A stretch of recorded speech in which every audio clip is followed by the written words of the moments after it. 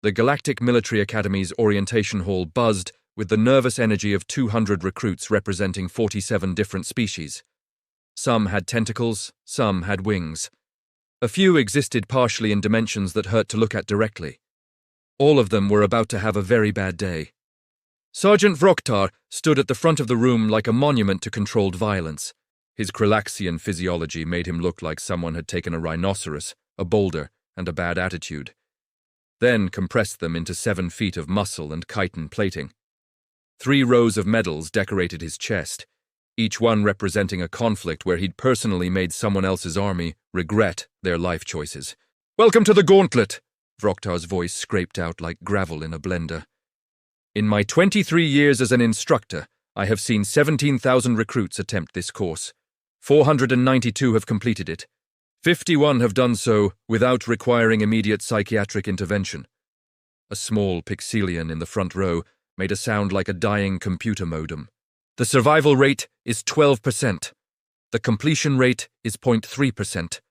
The rate at which I care about your feelings is 0%. Vroktar's eyes swept across the room with the warmth of a tax audit. "You will face gravity wells that will make your organs try to escape through your skeleton. Plasma fields calibrated to the pain threshold of every known species, then increased by 40%. Synthetic predator drones programmed by actual war criminals, and psychological warfare chambers that will show you things that make your worst nightmares look like pleasant daydreams." The door at the back of the hall opened. Everyone turned. Marcus Hayes walked in, holding a coffee cup the size of a small bucket, wearing standard-issue Academy sweats and an expression of mild confusion. His dark hair stuck up in several directions that suggested recent contact with a pillow. He was average height for a human, which made him tall by galactic standards, and had the build of someone who exercised regularly, but also really enjoyed pizza. "Sorry, is this room 407B? Marcus asked. "The signs in this place are terrible. I've been wandering around for like 20 minutes. Vroktar's left eye twitched. "You are late, Recruit Hayes." "Yeah, my bad. The coffee machine on level 3 was broken, so I had to go to level 7, and then I got turned around near the—" Marcus noticed the room full of staring aliens. "Oh, is this the thing? The obstacle course thing?" "The gauntlet is not a thing, Recruit Hayes. It is a crucible that will strip away your weakness and reveal whether you have the fortitude to serve in the Galactic Defense Force." Cool. Marcus took a sip of coffee. "Do we get snacks at the checkpoints? Because I skipped breakfast and I get really cranky on an empty stomach." A Quelite warrior with 4 arms and a reputation that preceded her by 3 star systems leaned toward her neighbor and whispered, "Is he broken? He smells wrong. Like he doesn't produce fear correctly." Vroktar continued as if Marcus hadn't spoken, which was his standard method for dealing with recruits who asked stupid questions. "No one survives this run intact. Not physically, not mentally. You will be broken down to your component parts and rebuilt into something resembling a soldier. Or you will wash out and spend the rest of your lives knowing you were not strong enough." Marcus raised his hand. "What, Recruit Hayes?" "Quick question. When you say no one survives intact, are we talking metaphorically or like actual dismemberment? Because I didn't read the waivers super carefully, and I'm pretty attached to all my current limbs." Several recruits laughed nervously. Vroktar did not. "Report to the staging area in 30 minutes. Wear your combat gear. Make your peace with whatever gods you believe in." Vroktar turned to leave, then paused. "And Recruit Hayes, leave the coffee. Where you're going, comfort is a luxury you cannot afford." Marcus looked down at his cup, then back at Vroktar. "Can I at least finish it? It's a really good cup. They had the hazelnut creamer today." Vroktar's 3 hearts all briefly considered stopping out of sheer exasperation. The staging area looked like someone had designed a space based on the question, what if we made anxiety a physical location? Recruits checked their gear with shaking appendages. A few were openly weeping. One had already passed out and been revived twice. Marcus stretched his hamstrings, like he was preparing for a casual jog through the park. "So is there like a difficulty setting on this thing, or is it one size traumatizes all?" The recruit next to him, a Quelite named Zena, stared with all 4 of her eyes. She was supposedly the best warrior her generation had produced. Currently, she was trying to remember how breathing worked, You do understand what we're about to face, correct? The gauntlet has ended military careers before they began. It has broken champions. Yeah, I read the brochure. Sounds intense. Marcus bent to touch his toes. I'm more worried about that coffee sitting in my stomach. Should have waited 30 minutes like the package says. The starting gate opened with a sound like the universe clearing its throat. Beyond it lay a corridor that seemed to stretch into infinity, lit by lights that pulsed at frequencies designed to induce maximum discomfort. Begin! Vroktar's voice echoed from speakers embedded in the walls. The recruits surged forward. Within seconds, the first obstacle made itself known. Gravity wells activated in random patterns across the floor, creating zones where weight suddenly increased by a factor of 6. A Venturian recruit hit one and immediately pancaked into the ground with a sound like a dropped watermelon. Marcus hit the same zone and stumbled. Oh, that's annoying, he muttered, then adjusted his gait into a weird hopping motion that let him bounce between the wells. It's like those airport walkways that suddenly end, and you have to remember how to walk normal speed again. Xena watched in disbelief as the human navigated the field using a technique that could only be described as aggressively stupid but somehow working. She tried to follow his path and immediately regretted it when her coordination failed to match his chaos. The second obstacle was a plasma field maze. The walls were pure energy calibrated to hurt every known species' pain receptors. You had to navigate through without touching anything. Most recruits approached this with the solemnity of someone defusing a bomb. Marcus walked up to the entrance and squinted. Hey, these walls are on a cycle, you can see the flicker. There's like a 2-second gap. He turned to a nearby automated defense drone that was hovering menacingly. Did anyone calibrate this recently? Because I'm pretty sure it's running at like 70% efficiency. The drone made a confused beeping sound. No one had ever tried to small talk with it before. Marcus slipped through the maze like he was walking through curtains at a department store, occasionally pausing to point out the timing to other recruits. See, there's the gap. Just wait for it. Wait for it. Now go. Easy. In the monitoring room, Vroktar leaned closer to the screens. Run diagnostics on Sector 3. Something's malfunctioning. The technician's 6 fingers flew across the console. All systems normal, Sergeant. The human is just ignoring the difficulty. That's not possible. I agree, Sergeant. Yet there he goes. Marcus had reached the synthetic predator zone. Drones designed to mimic the most feared hunters from a dozen worlds dropped from the ceiling. Their artificial intelligence programmed to identify and exploit weakness. They circled Marcus like sharks who'd just spotted a wounded seal. Marcus looked at them and sighed. Okay, so here's the thing. I can see your targeting lasers. The little red dots, super obvious. You might want to tell someone about that. He ducked under a strike that would have taken his head off, more through casual timing than any apparent combat skill. Also, your attack pattern is ABABC. That's pretty predictable. Have you guys considered going ACB? Really mix it up? One of the drones actually paused mid-attack, as if considering this feedback. There we go, see? You're thinking about it. Marcus patted its chassis as he walked past. Personal growth is important for everyone, even murder robots. Xena caught up to him, panting. How are you doing this? Do humans not feel fear? Oh no, I'm terrified, Marcus said cheerfully. My heart is going like crazy, but my therapist says anxiety and excitement are basically the same chemicals, just with different branding, so I'm choosing to be excited. Your therapist sounds insane. Yeah, she's great. They approached the wall of infinite suffering. This was where most recruits broke. The wall used neural feedback to project each individual's deepest fears directly into their consciousness. Strong warriors had emerged from this obstacle, crying for parents who'd been dead for decades. Marcus stepped up to it. The wall hummed to life, scanning his neural patterns. For 30 seconds, nothing happened.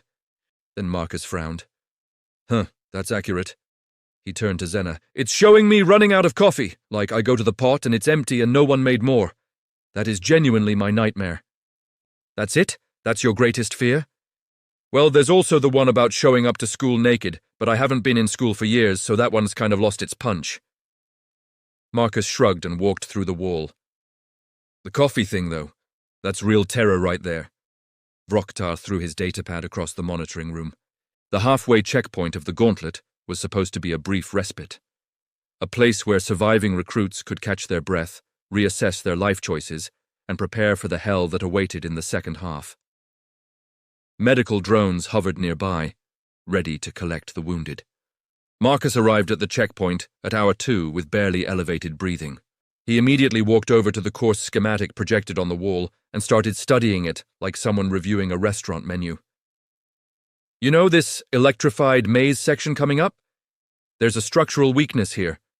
He pointed at a junction in the hologram. If someone with enough momentum hit this wall at the right angle, they could probably punch through and skip like 40% of the maze. Vroktar's voice crackled through his comm unit, transmitted to every monitoring station in the academy. Recruit Hayes, are you critiquing my course design? Not critiquing, just offering constructive feedback. I used to do quality assurance for a living. Well, for like 3 months before I got fired for being too honest with clients. Marcus rotated the hologram. Although, if I'm being really honest, the plasma field timing back in Section 2 is a little too generous. You could tighten that up by 0.7 seconds and really make people sweat. In the monitoring room, a junior technician whispered to another, "Is he allowed to do this?" "I don't think anyone's ever survived long enough to try," came the response. Xena staggered into the checkpoint, her 4 arms trembling. Behind her came a Pixelian named Chirp, a Venturian called Gort, and a crystalline entity that communicated through light pulses that everyone just called Shimmer. They all looked like they'd been through a war. Marcus looked like he'd been through a brisk walk. "You're still alive," Xena gasped. "All of you. I thought I was the only one who'd made it this far." "Oh no, there's like 6 others ahead of us," Marcus said. They were really booking it, very motivated, or possibly being chased by their own trauma. Hard to tell. He turned to the group. "Okay, gather around. We're going to get through this together." Together? Gort's translation device rendered his confusion in a tone that suggested his brain was trying to process a concept it had never encountered. "This is an individual assessment." "Yeah, but that's kind of a dumb rule." Marcus pulled up the next section's map. "See, if we work as a team, we can get everyone through this. Shimmer, you can refract light, right? So you can probably confuse the targeting systems. Xena, you've got 4 arms, which means you can help people up obstacles while defending. Chirp, you're small and fast. Gort, you're basically a tank." "What are you?" Xena asked. "I'm the guy who's really good at finding loopholes and talking to things that shouldn't be talked to." Marcus grinned. "Also, I brought protein bars. Who wants one?" The next section was supposed to be a solo navigation challenge through an acid rain simulation. Droplets that could melt through standard armor fell from nozzles in the ceiling, while recruits tried to find shelter and map a path forward. Marcus took off his jacket, held it over his head like an umbrella, and walked straight through. "Seriously, who designed this? It's just rain. Have none of you people experienced weather?" He looked up at the ceiling. "This isn't even good acid rain. This is like pH 4 at most. I've had orange juice more acidic than this." Chirp, huddled under Marcus's makeshift umbrella alongside 2 other recruits, made a sound that the translator rendered as, "I'm starting to think humans might be cosmically insulting to the concept of danger itself." "That's fair," Marcus agreed. They reached the memorial wall. Here, holographic displays showed the course record. Thormax the Unbreakable, legendary warrior of the Krilaxian Empire, who'd completed the gauntlet in 6 hours and 12 minutes. His image stood frozen in a pose of triumph, muscles glistening, 3 eyes blazing with determination. The display had been there for 15 years. Most instructors considered it an unbeatable record, a theoretical maximum of what was physically and mentally possible. Marcus checked his watch. 3 hours, 4 minutes, huh? He looked at the hologram of Thormax. This guy looks intense. Was he like naturally this buff or did he work out a lot? That's a serious gym routine. Vroktar appeared from a side passage, having teleported to this section specifically to witness whatever madness was happening. "Thormax the Unbreakable was the finest warrior I ever trained. He completed this course through sheer force of will and perfect execution of every technique. Cool. Is the cafeteria still serving lunch? Because I'm really starting to feel that skipped breakfast. Vroktar stared at Marcus with the expression of someone watching their entire worldview collapse in real time. You're hungry? I mean, yeah. It's been 3 hours of pretty solid cardio. Marcus patted his stomach. I usually have a snack around 11. It's almost noon. The final section of the gauntlet is the Crucible. It is a zero-gravity combat simulation against adaptive AI that learns from your every move. It has made grown warriors weep. Does it have snacks, though? Vroktar's 3 hearts briefly considered filing for early retirement. The Crucible lived up to its name. It was a spherical chamber 100 meters in diameter, where gravity didn't exist, and the rules of conventional combat meant absolutely nothing. Holographic opponents materialized from thin air, each one controlled by an AI sophisticated enough to predict movement patterns, adapt to fighting styles, and exploit the tiniest hesitation. The AI was called ORI's, Adaptive Response and Elimination System. It had been programmed by someone who clearly had unresolved anger issues and access to military-grade computing power. Marcus floated through the entry port and immediately started spinning. Okay, this is weird. This is very weird. I don't like this at all. He flailed his arms, which only made him spin faster. Who invented zero gravity? This is terrible! Ares materialized 3 combat drones around him, each one bristling with simulated weapons. They moved with perfect coordination, triangulating to eliminate their target. Then Ares made its first mistake. It tried to predict what Marcus would do next. Marcus grabbed his water bottle from his belt, threw it at one drone with enough force to send himself spinning backward, ricocheted off the wall with his feet, and somehow ended up behind all 3 drones while they were still calculating his trajectory. Ha! Physics! Marcus shouted, then immediately crashed into another wall. Ow! Okay! Physics is also my enemy! Ares paused. In the monitoring room, technicians watched as the AI's difficulty rating climbed. Intermediate, advanced, expert. The system was trying to calibrate to Marcus's skill level, but Marcus didn't have a skill level. He had chaos held together by luck, and the power of not understanding why things should be impossible. More drones appeared. Marcus weaponized his water bottle, his belt, his jacket, and at one point his left boot. He moved through zero gravity like someone who'd never read the manual on how zero gravity was supposed to work, which meant he did things that the AI hadn't been programmed to counter. You're supposed to push off surfaces gradually and use minimal force for course correction, Vroktar shouted through the comm system. That sounds boring, Marcus yelled back, currently spinning through the air while holding his jacket like a matador's cape and using it to confuse a drone, his targeting system. Ares's difficulty rating hit maximum. The system began spawning opponents faster, trying to overwhelm through numbers. 20 drones, 30, 40. Marcus stopped in the center of the chamber, somehow having arrested his momentum against all laws of physics. He looked around at the drones circling him, like a school of mechanical sharks.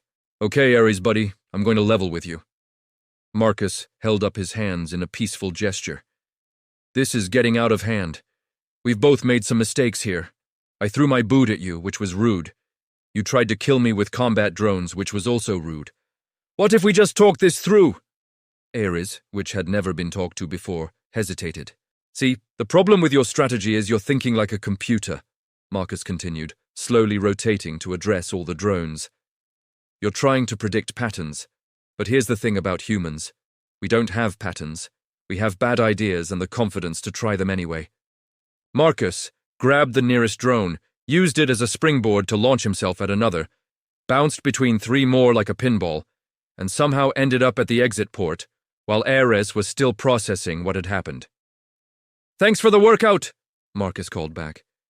You should really talk to someone about those aggression protocols, though. Maybe take up meditation. Behind him, Ares did something it had never done before. It crashed. Technicians in the monitoring room stared at error messages scrolling across their screens. The AI just locked up. It's showing an error code I've never seen. Vroktar leaned closer. What does it say? Does not compute. Question mark. Question mark. Question mark. Then it just repeats the word how about 600 times. Xena burst through the exit port behind Marcus, her forearms pumping. She'd used his chaotic tactics, discovered they actually worked, and completed the crucible, in a time that would have been the 5th fastest on record if anyone was keeping track anymore. "That was insane!" she shouted, her combat high making her giddy. "You were right. Fear is just spicy anxiety. Spicy. My therapist knows what's up."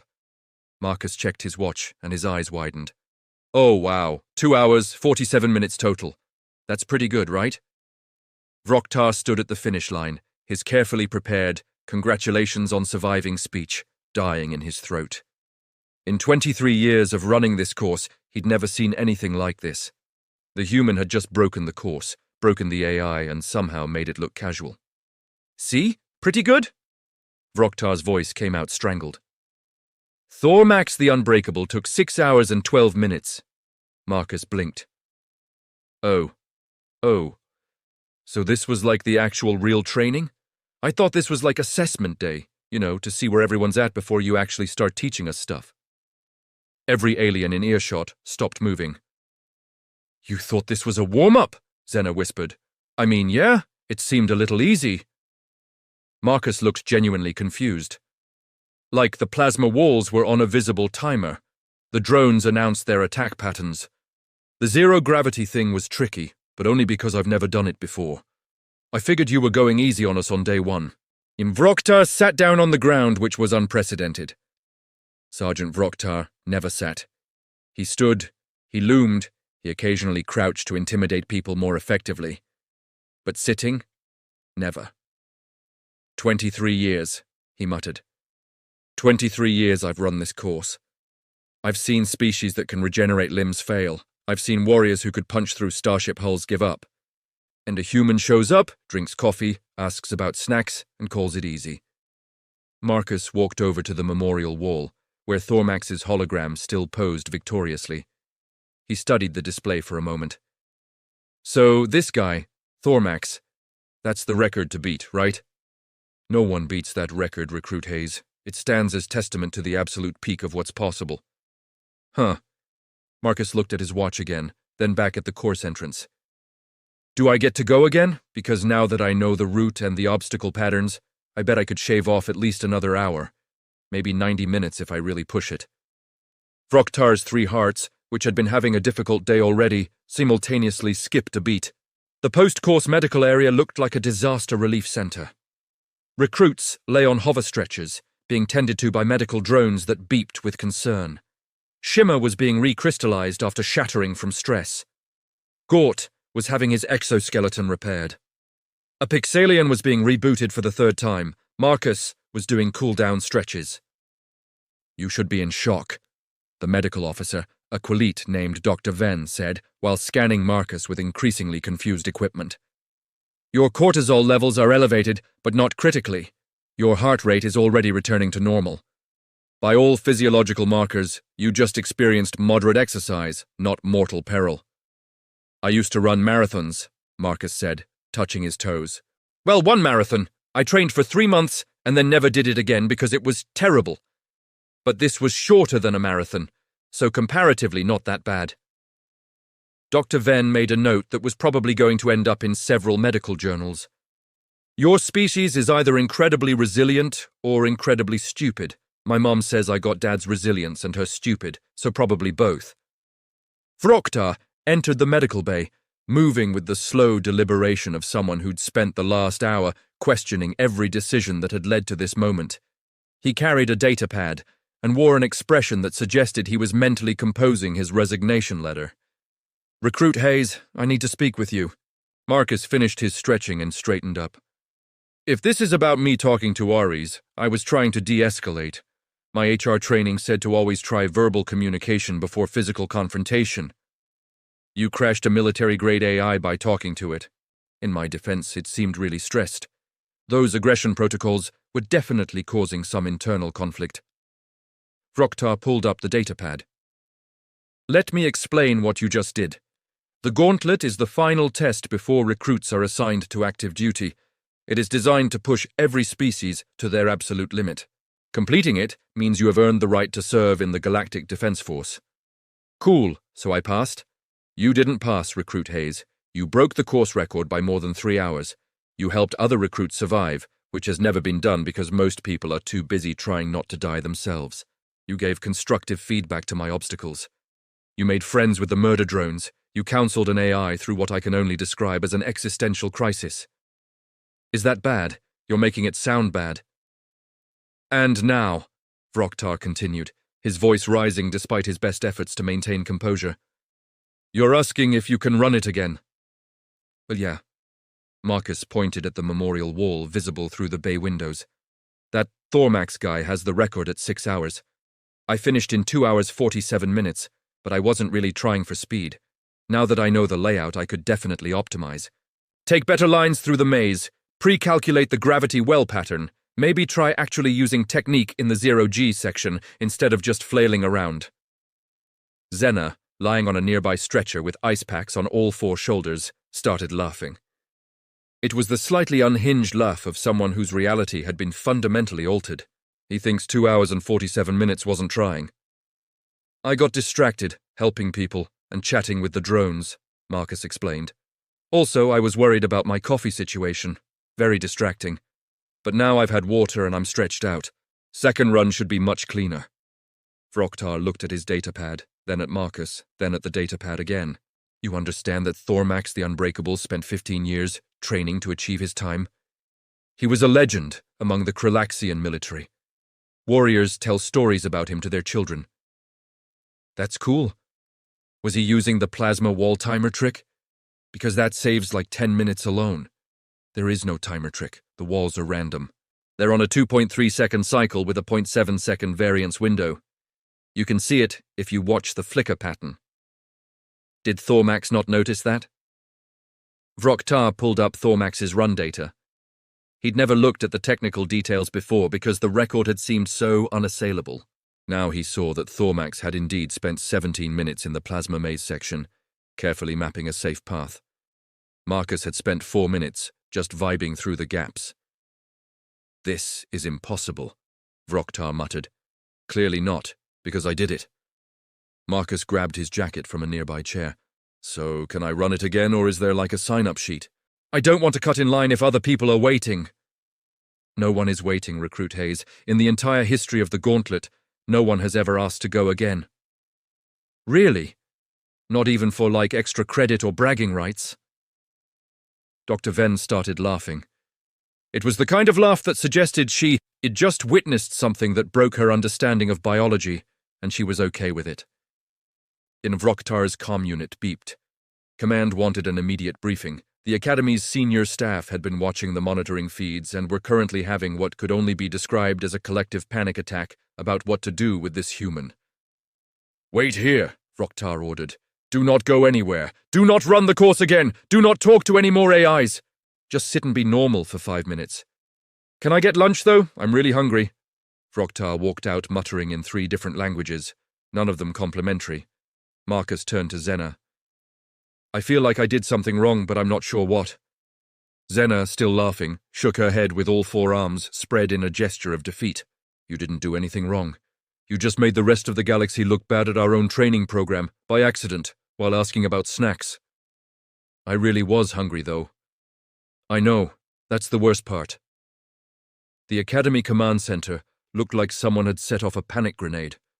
Senior officers from a dozen species crowded around the central display, all talking at once. Some were reviewing Marcus's run data. Others were pulling up human physiological studies.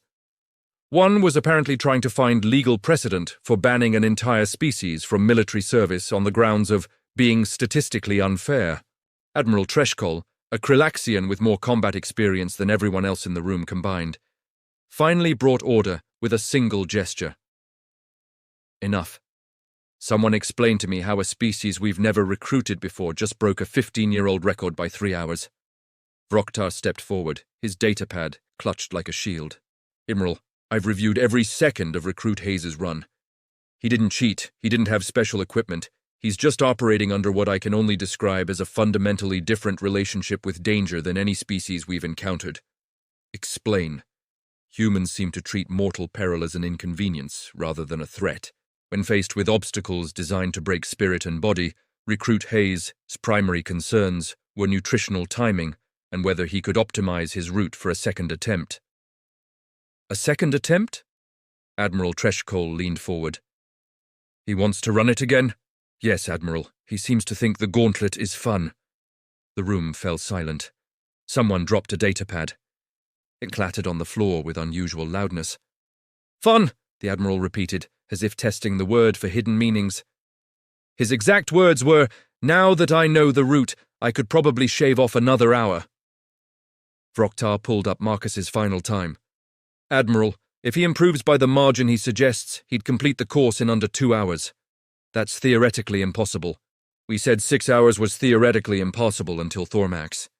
Yes, but Thormax was Thormax. This human showed up late with coffee. Admiral Treshkole studied the data, her tactical mind trying to process the implications. What do you recommend, Sergeant? Honestly, Admiral, either we make him an instructor so he can teach others whatever madness allowed him to do this, or we ban his entire species from enrollment on the grounds that they're unfairly durable and it's making the rest of us look bad. A junior officer raised a tentacle. Admiral, we're receiving reports that Recruit Hayes is currently back at the course entrance. He's recruited 6 other recruits to attempt a second run. He's calling it Round 2, but make it spicy.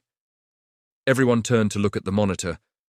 Sure enough, Marcus stood at the starting line, now wearing additional weight plates strapped to his arms and legs.